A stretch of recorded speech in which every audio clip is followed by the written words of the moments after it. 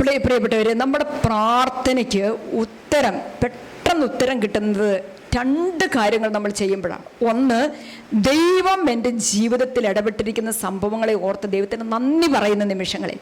രണ്ട്, അനുദപിക്കുന്ന നിമിഷങ്ങളിൽ. കർത്താവേ, ഞാൻ പാപിയാണ്, എന്നെ ഇത്രമാത്രം സ്നേഹിച്ചിട്ടും ഞാനിങ്ങനെ സ്വാർത്ഥനായിട്ടും ദൈവത്തെ സ്നേഹിക്കാതെയും മനുഷ്യനെ സ്നേഹിക്കാതെയും കരുണ കാണിക്കാതെയും അനുകമ്പയില്ലാതെയും ഇങ്ങനെ നമുക്ക് ഓർക്കാൻ ഒരുപാട് കാര്യങ്ങളുണ്ട്.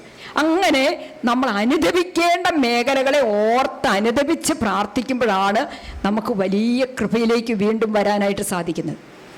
ഉണ്ടെന്ന് കരങ്ങളൊന്ന് തുറന്നു പിടിച്ച് ഈശോ ഒരുപാട് നമുക്ക് തന്നുകൊണ്ടിരിക്കുക. ചോദിക്കുന്നവർക്കൊക്കെ ദൈവം സമർത്ഥമായിട്ട് നൽകിക്കൊണ്ടിരിക്കുക, അനുഗ്രഹിച്ചുകൊണ്ടിരിക്കുകയാണ്.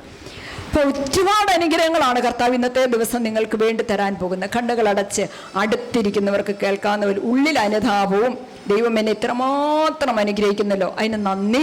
ഇത്രമാത്രം അനുഗ്രഹിച്ചിട്ടും ഞാൻ എൻ്റെ ജീവിതം പൂർണ്ണമായിട്ട് ദൈവത്തിന് വിട്ടുകൊടുക്കുന്നില്ലല്ലോ, സമർപ്പിക്കുന്നില്ലല്ലോ, ആകുലതകളും അസ്വസ്ഥതകളും ബന്ധനങ്ങളുമായിട്ട് കഴിയുകയാണല്ലോ എന്നൊക്കെ ഓർത്ത്, അതെല്ലാം ഓർത്ത് മാപ്പ് ചോദിക്കുകയും ചെയ്യണം പ്രിയപ്പെട്ടവരെ.